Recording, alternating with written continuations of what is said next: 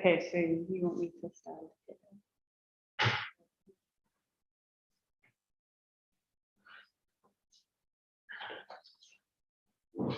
here? Wait a minute. Yeah, maybe just 1 minute.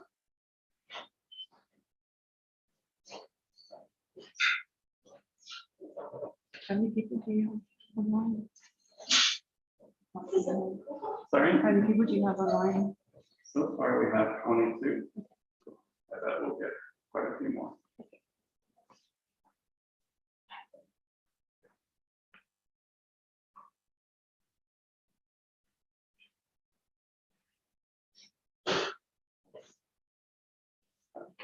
Close the door this time. It was really distracting. Oh, yeah.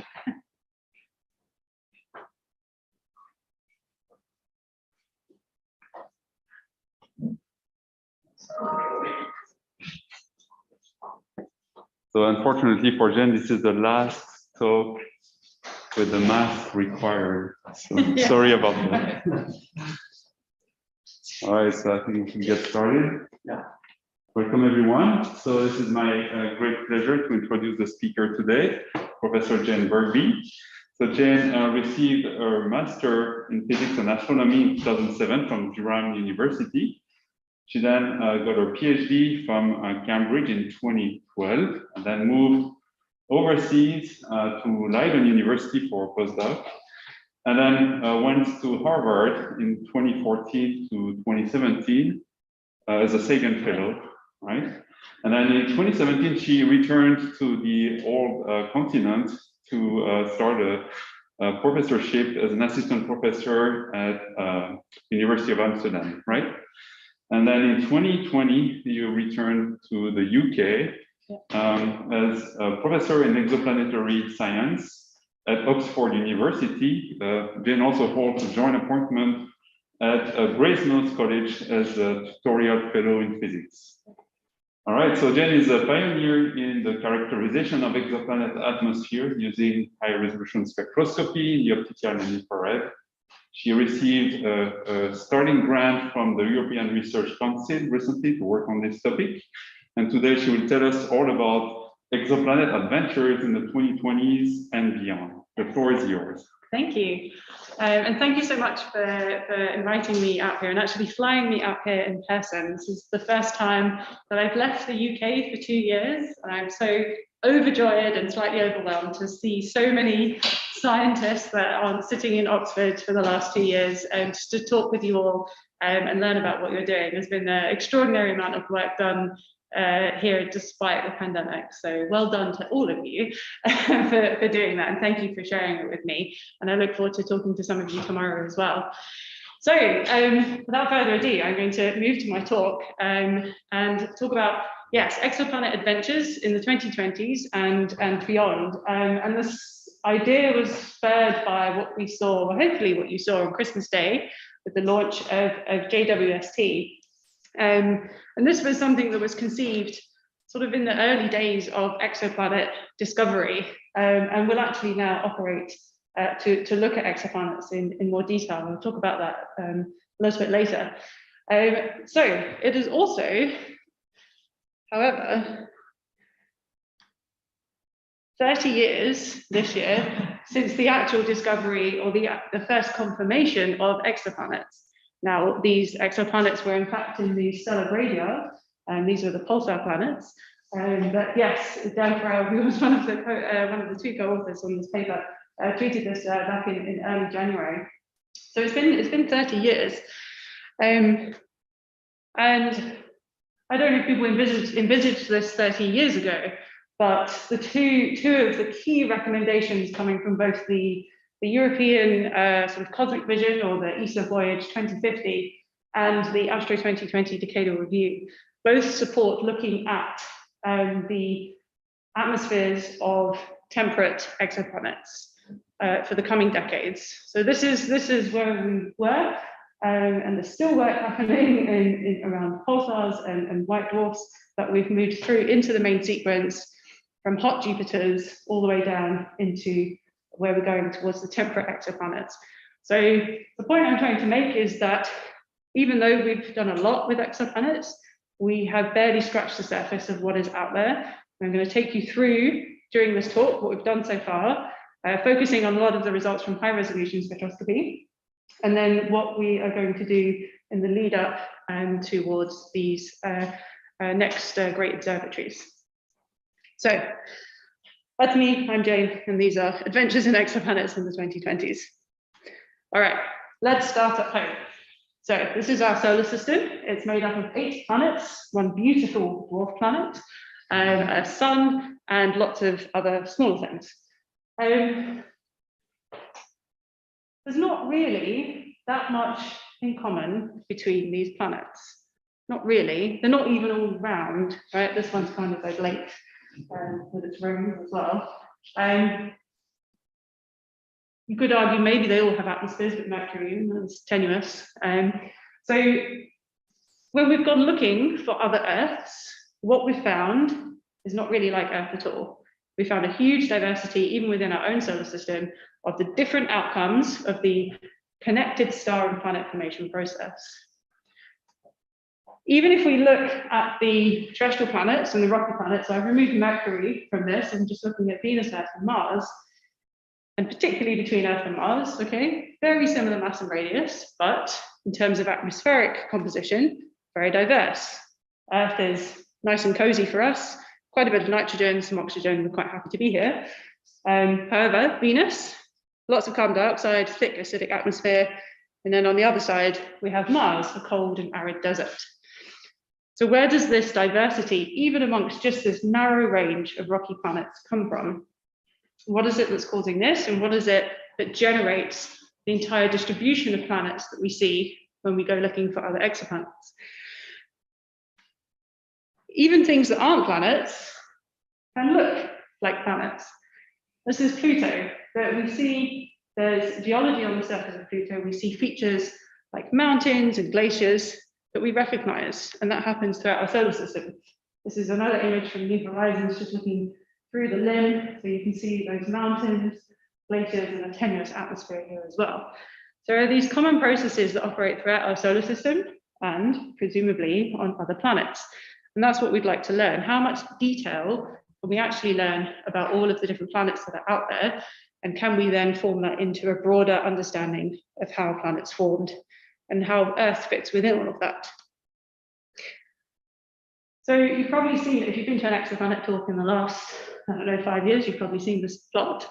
This is just showing you how planet size varies, just as a function of number, for orbital periods less than 100 days. So this is the results from the Kepler Survey.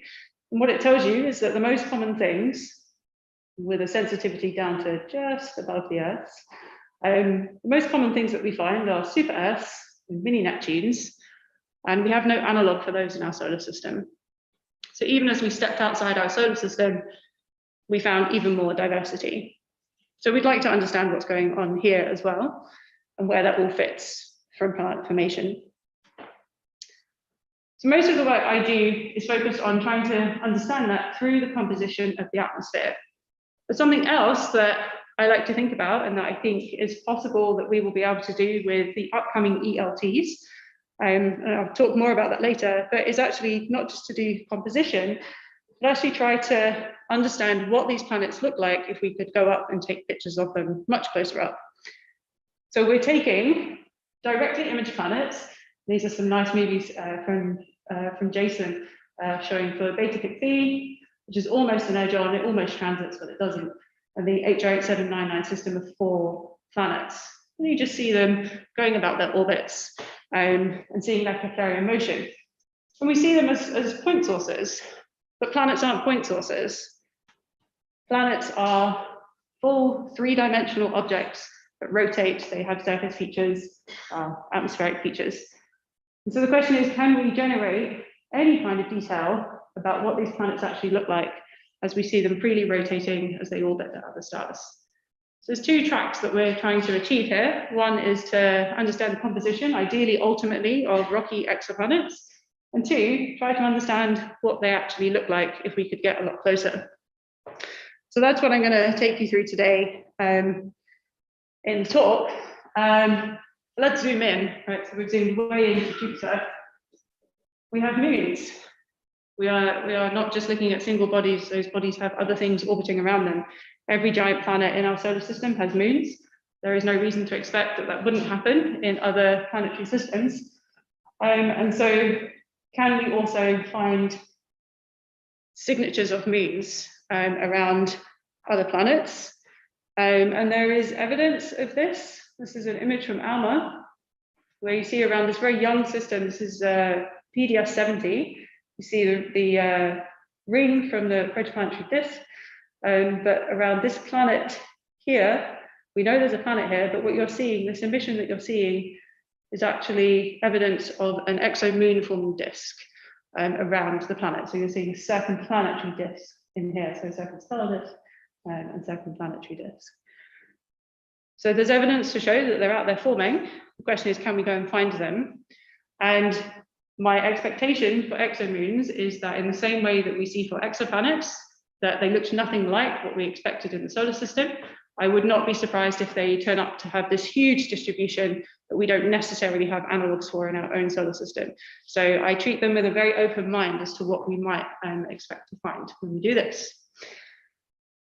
Okay, so I said I do most of my work through characterizing the atmospheres of exoplanets. Just to get us all on the same page, I'm assuming you've seen some exoplanet talks before, but let's just remind ourselves of some of the common ways to look at exoplanet atmospheres.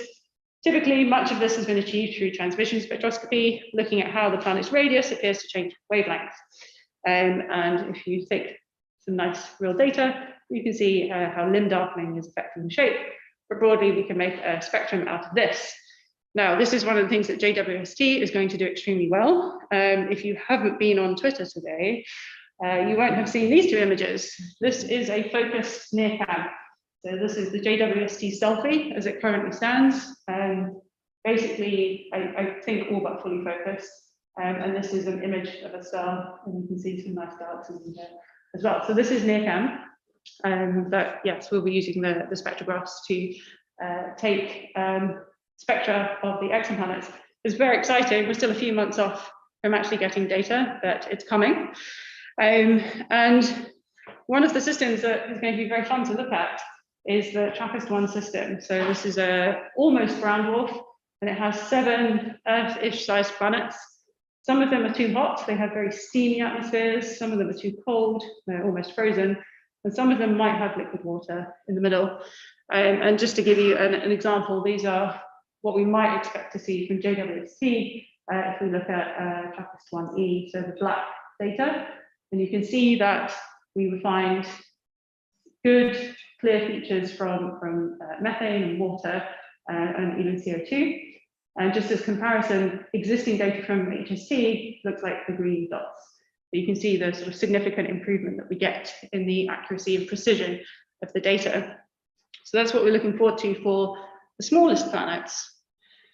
However, there's a whole range of things in between that are going to be very interesting to look at, particularly these mini Neptunes, somewhat enigmatic at the moment. I'm going to show you a compilation of all of the spectra we have for mini Neptunes in transmission.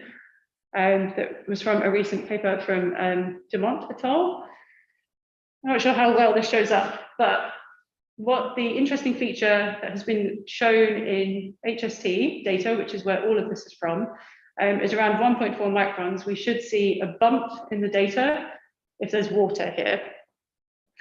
And previous work sort of organized these by temperature, and you would start to see that bump disappear, and you would get down to this planet here, GJ1214b, and you see that spectrum is essentially completely flat.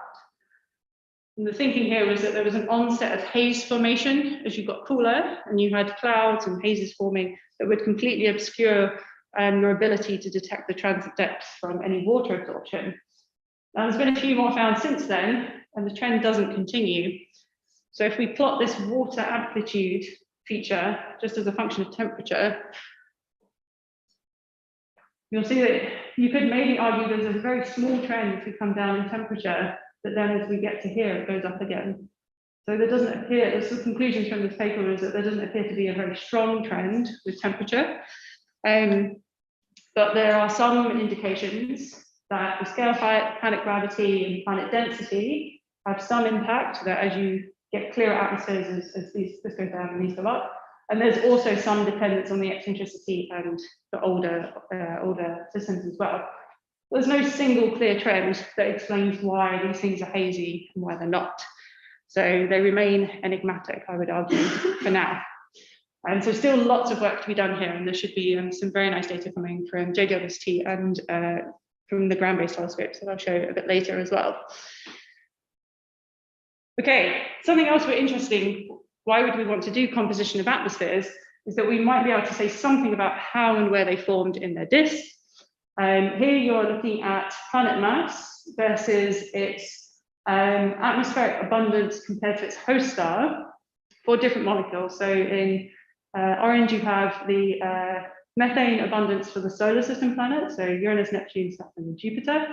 And then you have water, sodium, and potassium detections for different exoplanets. So we have our gas giants and hot Jupiters here, ice giants, and then super Earths over here. And you can see broadly there's a trend that decreases as you go to higher masses. And we can fold this back into models for planet formation to see if this is actually telling us about real trends. Despite what you see here, I'd still argue that we are data poor in this area, and we still need significantly more statistical evidence to understand the trends for what's going on. So again, still lots more work to be done. Okay, what I've shown you so far has been based on transmission spectroscopy. I am very interested in things that are nearby. So we're here. This is the Proxima Centauri system, which actually has, since this plot was made, it's not just Proxima b, but there's evidence of Proxima c and d. So potentially 3 planets around our very nearest star. And then this is just showing you as you go further out, the different stars and planets that we know of, and I keep adding to this plot. But for the habitable zone planets, we expect maybe 4 of them to be within about 10 parsecs, which kind of takes you over to the end of the plot and beyond. So if we want transiting planets, it's going to be hard. The probability of things transiting is small. So this is the nearest transiting one that's small. So we want methods that can do this without them transiting. And that is where the high resolution work comes in. Okay, so I'm aware that many people here are familiar with high resolution work, but just to very briefly remind you of how the technique works. The reason we go to very high resolution is for its information content. So Hubble Space Telescope and some of JWST will be even lower than this resolution here, shown by the blue line at 500. But this is showing you what the oxygen band looks like, about 760 nanometers. And you can see that there's sort of 2 broad features, but within the systematics, it might be hard to distinguish these broad features from sources of noise and contamination. But as you go to higher and higher resolution, you get deeper lines in very specific patterns and very specific line shapes. And all of that contains information that we can use. The problem is it's just a very, very faint signal. The advantage that we have is that if we can detect more lines, we can add them all up, and our signal strength goes up as a square root of the number of lines that we can detect. So if we can get a wide wavelength coverage at high resolution, we can use this to actually get the information that we want. Now for close-in planets, the way we do this is we monitor it through parts of its orbit when it's moving the fastest. So the planet spectrum is Doppler shifting, but the stellar lines and any contamination from our own atmosphere, we do this from the ground. Remember, high resolution spectrographs are currently very large and they're difficult to launch. So for now, we do this from the ground. We can separate out, we can clean out everything that doesn't move in time, and we're left with just a Doppler shifting exoplanet spectrum. And ideally, we'd put it all into the planet rest frame, sum it up, and we would get a beautiful spectrum of our exoplanet, like this model shows here. Of course, you all know it doesn't look like that. We get something slightly less beautiful, but still interesting, where our lines here have a signal to noise, a signal to noise of 1. There we go, okay. So this is the spectrum of tau-Bootis-B, which has a separation of 3 milliarc seconds. And you can extract the spectrum of that using the Doppler shift method, and that's what it looks like. And you can't model that because you'll get nothing out of it, it's too noisy. But what you can do is add them all up. So I can do this using a cross correlation. So I take a template, so I take my nice model, I scan it through my data, and if they overlap and they're a good match, I'll get a peak in my cross-correlation function. So that's what we do. We do that over a full sequence of spectra, and we can reach contrasts of about 10 to the minus 4 just using this method. So this is just showing you an example of 3 nights of data, and hopefully you can see that this cross-correlation peak, which is now shown per row, you see the trail moving. If I shift into the planet's rest frame, it all lines up. Hopefully you can see a vertical trail. People nodding, good. Remember this is important later. And I could sum all of that up and I'd get a nice peak, but I don't have to know this a priori. And that's why we can use it for non-transiting planets. I don't need to know what velocity I use to shift my spectra into the planet rest frame. Okay, so I can look at the day-side thermal emission of the planet without knowing its inclination. But I have to sum them all into this and test it for a whole bunch of velocities. And that is what we create here. So this is 2 detections. So that velocity that I'm testing is on this axis, and this is just the rest frame velocity. And this is detections of water in HD 189 and 51 peg. Now I'm just showing these ones because these are the ones that I had sort of the most direct involvement in. But the first work on this was actually done in 2010 by Inge Snelland, who found carbon monoxide, and Matteo Broggi, where we worked together on Talbu, and he found CO in Talbu as well. So that's the first non-transiting planet. Important things to note, if you're an eclipse and binary person, you know these relationships between velocities of the star and the planet and their mass ratios. So this is a way to get exact, well, correct masses for non-transiting planets. There's not a Sinai dependence in this anymore. We've solved for the Sinai by measuring the velocity.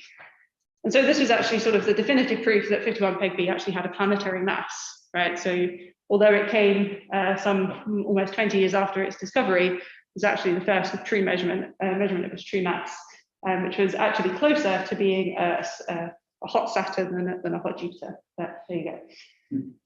Now, what I've been doing over the last 10 years is the next slide would be showing you a build-up of all the different molecules that people have gone on and found individually, different molecules and different planets over the last 10 years, using instruments that have slowly been coming online during that time. And I've kind of given up on that because just last year, this paper was published from Paolo Giacobbe et al. This was using HARPS North, so it's only a 3.5 meter telescope using Giano. And they essentially find 6 of the big 7 molecules in one system that we expect to find in hot Jupiter atmospheres. So water, methane, ammonia, acetylene, hydrogen cyanide, and carbon monoxide. And no one's actually, I think, had a good detection of carbon dioxide yet, but we don't necessarily expect it for the equilibrium chemistry that we see for these planets.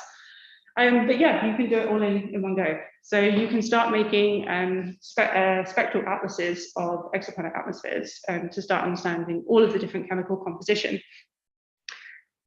One of the fun things that's happened over the last few years is to shift this to the ultra hot Jupiters, so things that orbit their star in a day, maybe less.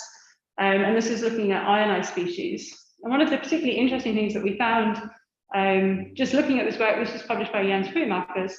If you look at the iron 1 lines here, Jens's detection is shown by the blue line. And all these models here show you what he would have expected to find. And you can see that it's significantly larger. And the question is, why is that? What's going on? Why don't we see that from the models? And one of the things that we think it might be, so some of the work that Mitchell Young, who's a postdoc working with me in Oxford, has been looking at including non-LTE effects, so allowing non-local thermodynamic equilibrium in the models that we're using. So this is really adding layers of complexity into the chemical modeling, but the data has the precision to do that. Okay, so it's not unjustified to actually start including this. And you can see that the effects between LTE and non-LTE can be significantly large. This is the helium-1 line, which does show you atmospheric escape. We have non-LTE effects in effect here. And a paper that Mitch was on just recently actually showed the detection of neutral oxygen in, I think this is KELP 9b, which is showing that the black data shows you the observed spectrum. But hopefully you can see from the back, that the purple line is actually a better match to the data, and that is due to the non-LTE modeling. So Mitch has actually taken a very generalized code called Cloudy, which you might have heard of for modeling the ISM, and turned it into an exoplanet modeling code. So there does seem to be evidence that we can include this complexity for non-LTE things. So it's one of the advantages of high resolution, that we can actually say more interesting things about what's going on in the atmosphere. We're not done yet. So this was it was a fun sequence of papers that came out using high resolution spectroscopy, trying to understand the signature coming from this system WASP-76. So I started with this paper from David Ehrenreich. And do you remember earlier on I said there was that vertical trail? I said, remember, we're coming back to it. Okay, now we're back to it. And hopefully you can see here that the trail is not vertical, right? You should see it as a blue line. It should be vertical at this black dash line, and it's not. You see it has some slope here before it then goes vertical. This was detected with VLT espresso, and in fact it has been confirmed afterwards using HARPS data. So this is a smaller telescope, and you still see here this slight offset and then vertical line. And this has been interpreted as a slightly inhomogeneous distribution of iron in the atmosphere as the planet is rotating during its transit. So you actually see slightly different parts of the planet as it comes around the star, and it shows you slightly different parts of its sides from its trailing and leading limbs as it goes around. Right, so a transit is not a straight line, it's a curve as it's going around the orbit. And so you can interpret this potentially as there being iron raining out on the night side, and then you would also have this sharp and deep temperature contrast between the day side and night side, which would actually generate this very steep wall of clouds as you transition from one hemisphere to another. And just to note that this extreme day to night temperature contrast, when you model this in full 3D, remember planets are three-dimensional, that you could describe this without the iron rain. And this was work that has been done by Joost Waardinier, who's one of the students in Oxford. But either scenario at the moment works. So if you can take a bit more data on this, you might be able to tell the difference between them. So hopefully I've shown you from high res that we can actually say quite a few very interesting, quite detailed things about hot Jupiters and their atmospheres from their composition and dynamics. If we move further out to the widely separated planets, one of the other things that was revealed from high resolution work was planetary spin. So this is measuring the length of the day on an exoplanet. So this is looking at those cross-correlation functions. The observed is in the solid line, and we expected to see the dashed line just due to the instrument profile for broadening the lines. But this planet is freely rotating, and so it's being rotationally broadened. And this corresponds to a rotation period of about 8 hours for beta pic B. We also did this for a younger system and found that it was rotating much slower. And since then, both Jason Wang and Marta Bryan have been doing a lot of work to go and follow up not just widely separated planets, but also isolated planetary mass, brown dwarfs in the field, as well as companions. I just wanted to note two of their results. One that Jason has shown is that potentially there is maybe some evidence that the magnetic braking with the second planetary disk is weaker at early times for lower mass planets. Now, we still need a lot more data here. So the gray data points are the brown dwarfs. This is solar system over here. So, and Jason's work was looking at the HRX 799 system, so the colored points here, and then the rest of the ones that we know about. So there is maybe some slight evidence that there is a trend here, but we still need much more data on this. So still early days, but if we can look at the angular momentum evolution, we can perhaps learn something again about how these planets are forming. Also to note, here we have measured V sin I, but if you could also measure the true rotation period using photometry, for example, you can actually solve for the sin I. And this is a paper from Marta Bryan recently, basically explaining that you can completely solve for all of the inclination angles in your planetary system. So thinking about the Earth, this would be something that would cause seasonality if you have an offset from perpendicular in your orbit. So the data allows us to start to say some very interesting things about the sort of temporal evolution of what's going on in those atmospheres. Okay, so that's giant planets, and this is sort of where we are, and there's still lots of targets to look at and more to learn. I want to show you where we're exploring the edges of this and how we're going to push to the smaller planets. So I'm going to show you some projects that the students in my group have been working on to sort of explore the peripherals of where the technique can go. Please do ask questions as we go if anything's not clear. Okay, so first thing I want to talk about is what is the limit of high resolution spectroscopy in the sense of how high does high resolution need to be in order to say something interesting? So this is work from Leonard Francois. He's a third-year grad student in Oxford. And he has been using data from a survey that I did while I was at the CFA, collecting what we expected to be a resolution of 30,000 spectroscopy covering 1.5 to 2.5 microns for a whole range of different planets. And he's been focusing so far on MOS 33. And in fact, we collected 3 sets of data on this. Some pre-eclipse data and some post-eclipse data, and some stuff in between. But what I want you to notice is that actually looking at how the resolution evolved over the nights, for the 3 different nights, so the color coding is the same. Ignore this, we think this is just a calculation error in the code, but for the rest of this you can see that we're actually only at about half of this resolution, which we think was an issue due to focusing the spectrograph. But basically we're working with a resolution of about 15,000. And so we are trying to see that Doppler shift of the planet using fairly low resolution data when it comes to high resolution standards. Typically we're at about 100,000. This is at about 15,000. But nevertheless, Leonard persisted with this. This is what he gets. So we've ordered this by phase. This is the audience participation part of the talk. So raise your hand if you can see a trail from the exoplanet. It's either going to be diagonal in this first panel or vertical on the right-hand panel. Okay, good, some hands. And if you couldn't see it, here's some handy lines just in case. All right, who else sees something kind of interesting? Heather, what do you see? It's not, yeah, so it's not diagonal because this isn't a perfectly uniform sampling. So I've smushed some things together. But yes, does anyone see anything else? Yeah. Okay. In the middle is darker. Yeah. What do you think happened there? It's darker in the middle.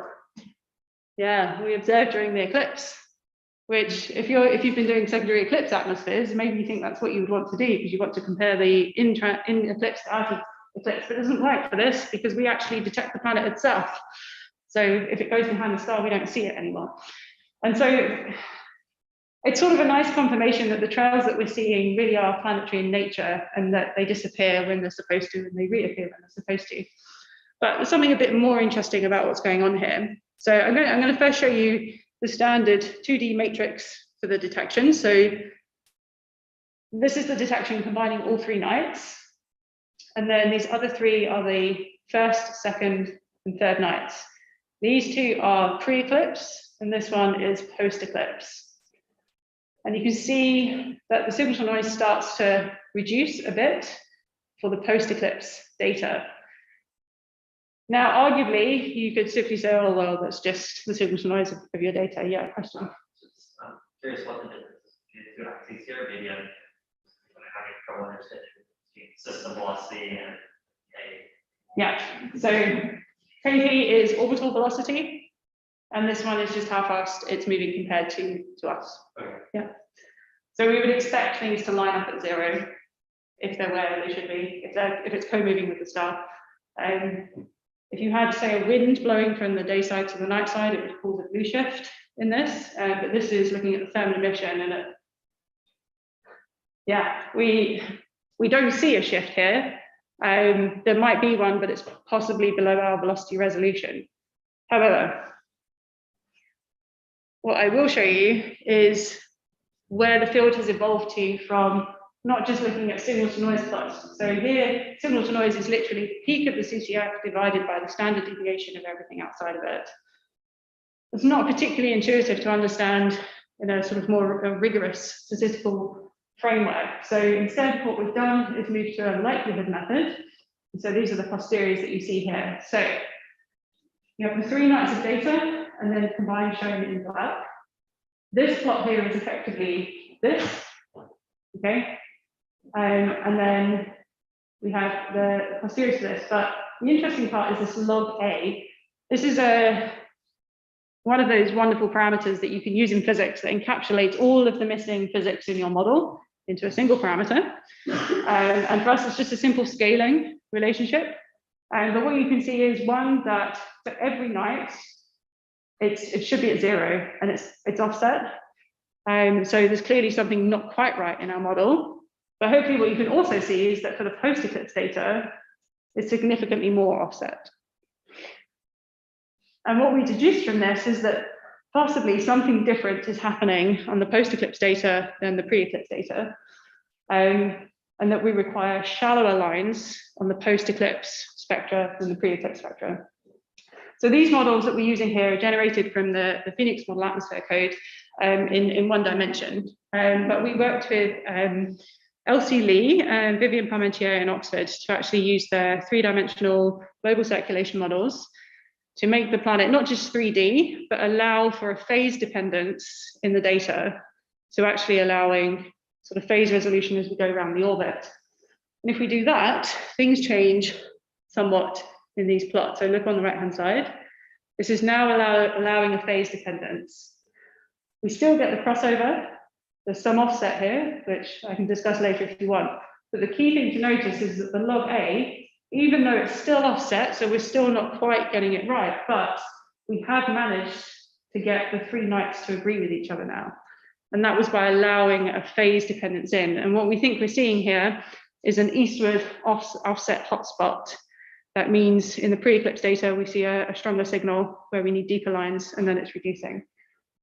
So even at a resolution of 15,000 for the hot Jupiters, we're still able to infer something about their dynamics from what's going on in their atmospheres, which is great for hot Jupiters. But the reason it works so well for WASP-33 is that it's a very short orbit planet, has an orbital period of just around a day. And so that means that it's moving across the pixels on your detector very fast during its orbit, which helps when you're cleaning everything out. What that means is if you're interested in looking at small planets around very small stars that have very fast orbits, you can trade off high resolution. You can go to low resolution and get more photons. And that might help you reaching the fainter systems that you want to look at for your smaller planets. So yes, the sort of end result of this is that you can trade resolution for photons if you need to, as long as you have a fast enough moving planet to do it. Okay. If you have an ELT, you get much nicer data. Okay, so this is doing the same Talbot hot Jupiter experiment, same amount of time, but on an ELT. And now every line in here is a signal to noise of 10. So then you can do your real modeling here. But for now, we're stuck with cross correlation or some sort to do this. Okay, so for small planets, we might be interested in their reflected light. And the reason for that is that for the biosignatures in Earth's atmosphere, particularly if we're interested in oxygen, for high resolution work, we have to be photon limited, which means once we get down to about 5 microns from the ground, we become background limited, and it's easier to use other techniques to do this. So for high res, we have to come this way. And once we come over here, we're in the regime of reflection rather than thermal emission. And that means that we have to do something a little bit different in how we deal with the data that we're looking at. So what we're actually seeing from the planet is not just the planet's absorption spectrum, but the light reflected from the star. So we're seeing the stellar spectrum imprinted with the planet spectrum on top of it. So if we have an M dwarf, this is what the star looks like. This is the absorption that we would see from the oxygen band. And so the thing that we would detect is this. It's a combination of the two. So we have our stellar lines imprinted with these O2 lines, for example, or these potassium lines. So this is the thing we want to pick up. So it changes the models that we have to use in our cross correlation. So this is work that Eleanor Spring, a final year grad student, has been doing. She recently published a paper, it's called Black Mirror, which actually is to tell you that 51 peg B is very dark, is the end game of this. But the interesting thing that she found in doing this is that the system actually fights against your resolution. So in a typical hot Jupiter system, you have your star rotating, your planet orbiting around it. And in principle, your planet could also be rotating, but we tend to expect the planet itself is tidally locked. But the star doesn't have to be locked to the planet. Okay, so the star can be freely rotating. And what that means is that you can induce a sort of observed broadening of your lines because your planet is orbiting faster than the star is rotating. And you get a negative velocity if you sort of put this into the equation. So from the planet's point of view, it looks like the star is rotating backwards and quite fast.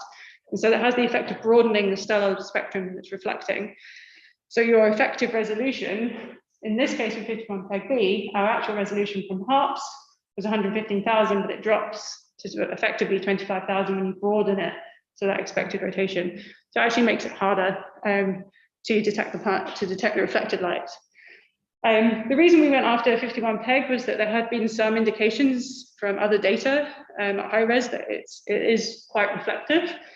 But Eleanor really investigated quite deeply into this data, and we don't see anything.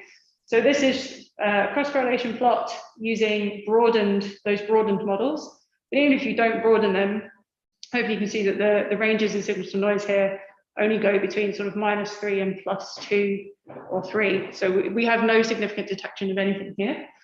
If we were to inject previously found or previously claimed reflected light signals, we would have seen something like this, sort of absurdly high signal to noise if you had no broadening in here. So it's sort of a definitive non-detection. And in terms of actual upper limits, we're sensitive, if you don't have broadening, we'd be sensitive to 24 parts per million from the ground with a 3.5 meter telescope. And if you include the broadening, things get a bit worse, but still we're still down at the sort of, 10 to the -12 contrast. In reality, what that means is that for most hot Jupiters, if you want to look at their reflected light in high res, you have to think about this problem of the broadening. And in the case of a few habitable zone planets in M dwarfs, if you've got fast rotating M dwarfs, you might have to think about this as well. But particularly Proxima B, the nearest one, is sort of safe from this effect. It's quite a small effect that happens. But yes, you'd have to deal with it for hot Jupiters. So this is pushing high res from infrared into optical and looking at reflected light. All right, so let's think about trying to find biosignatures for nearby rocky worlds, in particular Proxima B. So this is work from Sophia Vaughan. She's a second-year grad student at Oxford. And when I moved to Oxford, I started working with the Harmony team, who are building a near IR and potentially visible medium resolution spectrograph around 18,000 in resolution. So we've already seen that we can go down to lower resolution for this work. And so Sophia has been trying to do simulations to see if we could use it for looking at Proxima B and potentially looking for biosignatures. So just to note, the range for Harmony is potentially down to about 0.7, but for now, with the adaptive optics that we need to use for this, we're limited to about 1.5 microns in Reda. So potentially features from water, methane, and CO2. So this is the region that we're focusing on to look for the biomarkers. So that's what Sophia has been simulating. And for molecule mapping, which is, I've seen so much fantastic work here doing this particular method. I'm very excited to see what comes from KPIC and all the results that are coming up from this. But just to sort of show you how molecule mapping works, we're not using the Doppler separation to do the disentangling of the planet spectrum. We're using its spatial separation and the fact that we have a very unique high resolution spectrum. So I think you've probably seen this before, but these are two standard direct imaging approaches using Symphony. So this is an IFU. So every pixel is a spectrum, and you can do a cross correlation, and you would be able to find the planet. However, so this is just showing you 2 nights of beta pic with standard direct imaging techniques without cross correlation. If you add in the cross correlation, you see the planet pop out. It's quite a powerful way of finding planets, and you can directly get the spectrum from the widely separated planet doing this. And so the idea is that we would use Harmony to do this for Proxima b, with Proxima b being separated enough on sky and close enough to us that we can actually spatially resolve it. So this is just showing you again the spectra that we would expect. So the M dwarf, the ratio, the contrast ratio, that we expect the absorption from the planet, and then what they look like combined in this region here. This is the reflected light, the red line, I don't know if you can see it, that's the thermal emission, so we don't have much contamination from thermal light. So this is the point spread function that Harmony produces. This is what Sophia is working with, which is injected her exoplanet just here. So these are the speckles that come from the apodizer. We have a nice dark annulus here. Then we have a focal plane mask that obscures the central peak of the star.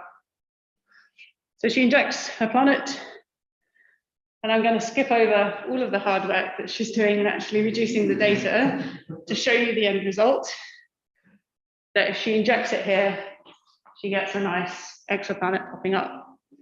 However, the keen-eyed among you will have noticed that this focal plane mask is 50 milliarc seconds.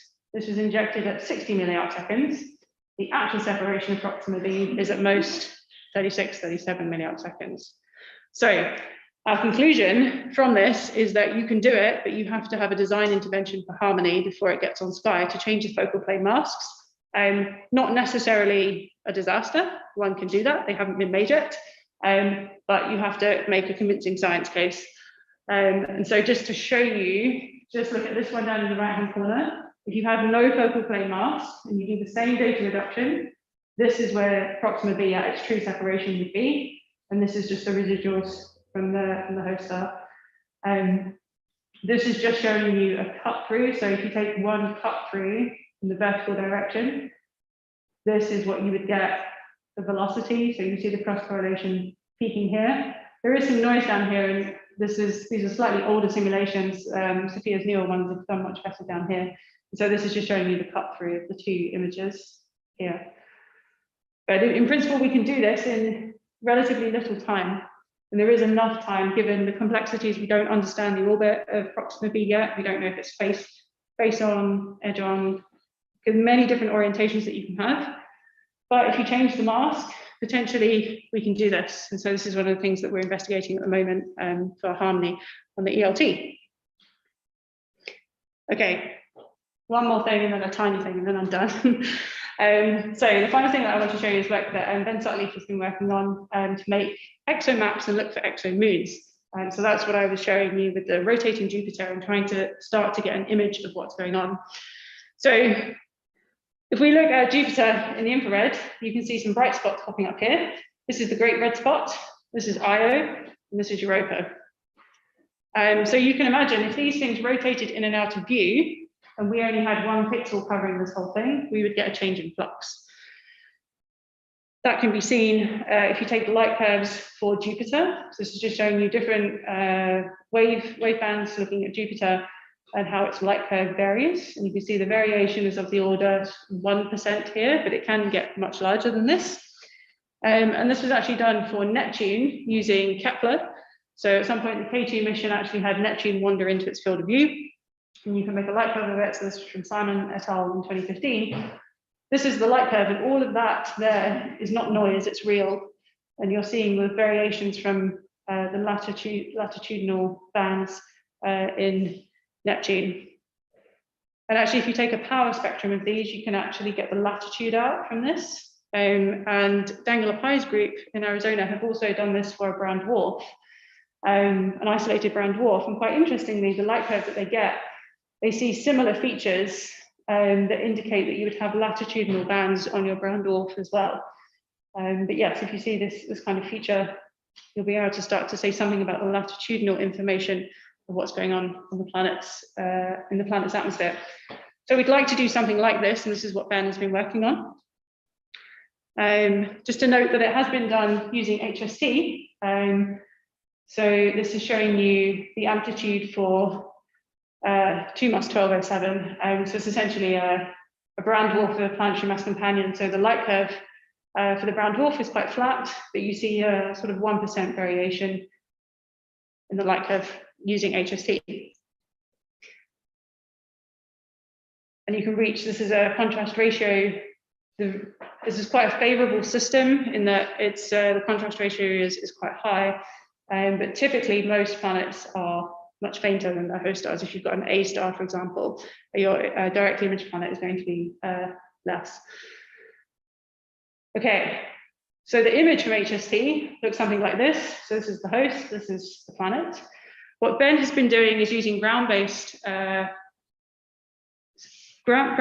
telescopes with, so he's been using LBT, using an integral field spectrograph, with the idea that we use the same technique that we use for transmission spectroscopy, where we take our light, we split it into its wavelengths, and then at the end we combine it all back into a white light curve.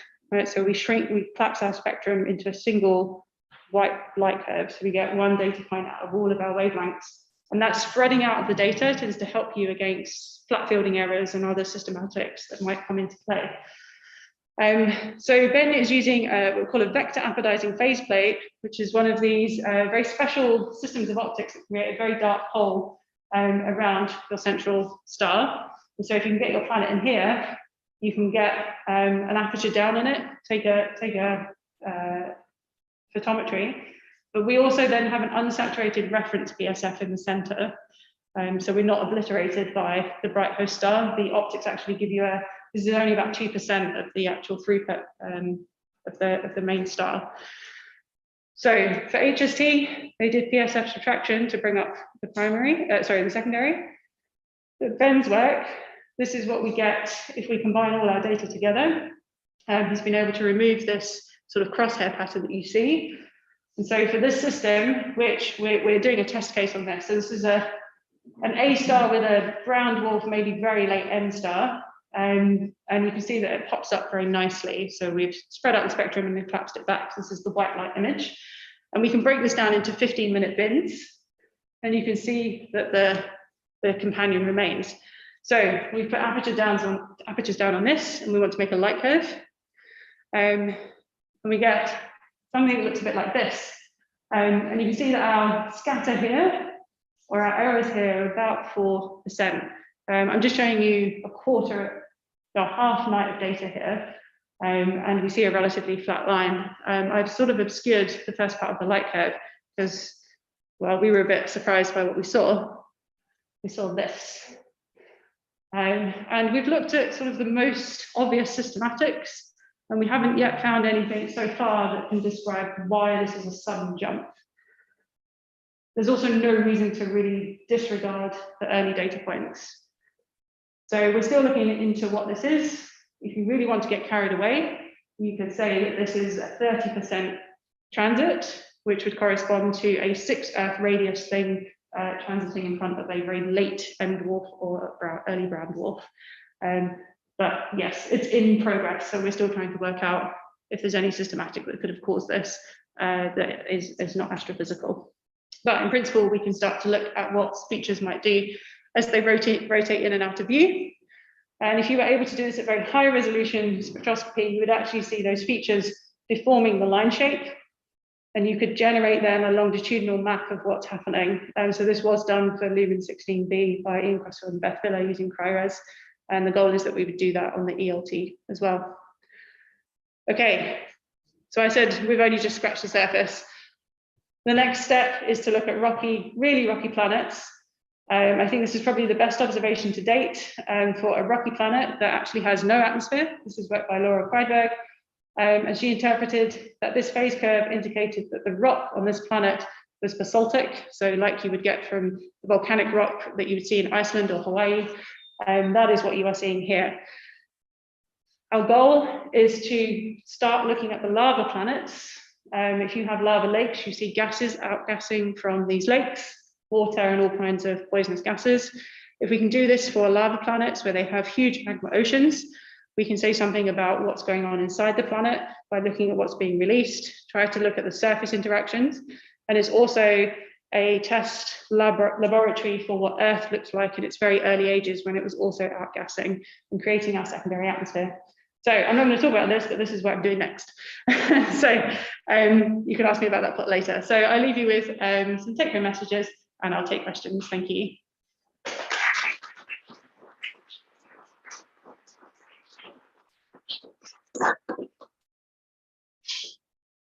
Yes, Christy? Thank you, Ken. That's really good. So the molecular mapping is obviously seriously cool. And the example you showed was following up a known radial velocity planet.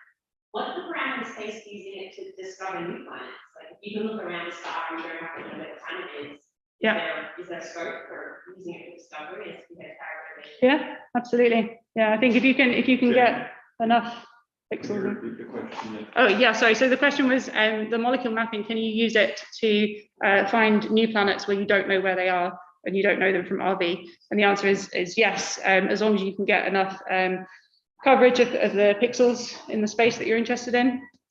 Yeah, you can try many different models to see what might be out there. Yeah. Yeah. Any other questions?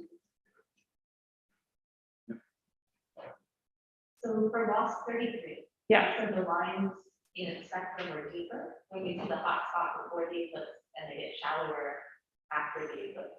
Yeah. I think So that I guess confused me because it seems like lines should be shallower when you're looking at hotter parts of the atmosphere because the temperature doesn't drop as quickly as you go up. So maybe there's some intuition that I'm missing. yeah, it's a good question. And there is some debate for WASP 33, I think, as to which direction the hotspot goes. I need to ask Leonard for the actual offset to properly understand what I'm seeing. But if you have shallower, it's dependent on the gradient of your structure. And I can't fully answer you on what the GCM is doing with that. But I can find out and tell you tomorrow, perhaps. Yeah. Yeah, no, just curious. Yeah. For this opposite of what I was expecting. Yeah. Maybe a related question is WASP 33 is a delta C star. So are you concerned with the stellar pulsations and their effect on the spectrum light Yeah. bias or measure? Yeah. I'm sorry. So I'll just repeat. So the first question was about the shallower lines post eclipse, indicating that the offset is not eastward, but westward. And I'll get back to Heather on that. And then the second question is that we know WASP 33 is a delta Scuti star, so you have pulsations. And yeah, so there's a paper from Nugrahal et al. Where they see that effect looking at the iron lines in the planet. It has the pulsations have an effect. And I think it's because you have the iron lines in the star. But for what we're seeing, so we're basically looking at CO, and that doesn't appear to show up in the data at all. We don't see any evidence of pulsations. So yeah, I think it really matters how well your model matches both the planet and the star. So maybe we can have speakers come up here actually and ask the question. Oh yeah, sure.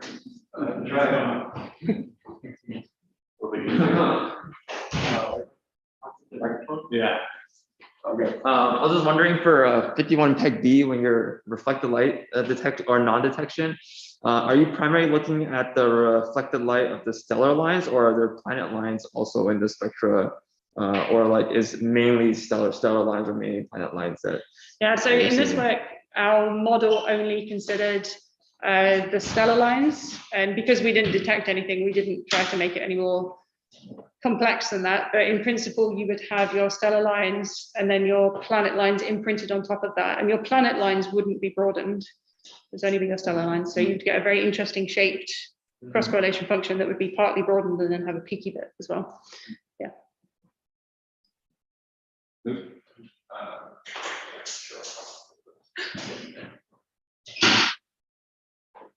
So the question I had was about what was maybe one of the more boring ratios that you showed between the planet orbital velocity and the stellar orbital velocity, and how that gives you a measurement of the planet mass relative to the stellar mass. Mm-hmm. So I thought that was kind of nice, and I just wanted to know how many cases that's worked for, and to get planet mass.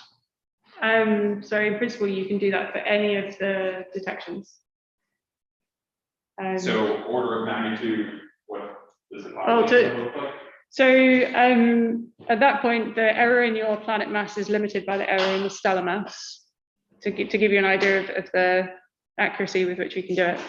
So the measurements, the only one it's hard for is WAS33 because it's hard to get the stellar RVs. It's a rapidly rotating system. But yeah, if you know your stellar RV amplitude well, you typically measure this to a kilometer per second or so for the planet. And so your main source of error becomes your uncertainty on the stellar mass. Yeah. So these detections have been possible for maybe a couple dozen close-in planets, a couple dozen widely separated, or is it hundreds? A handful, yeah, I've lost track of the number of planets that have been done with this now. More than 10, less than 50 for the close-in things. For the widely separated things, you don't have the stellar RV, so you can't do it for those. Because the star is moving very slowly because the planet is far away. All right, let's end the speaker again and move the discussion outside. I believe you have the wine she's on outside, right? I think so, I'm not sure. We can go. Were there any questions online? No. No, okay, cool.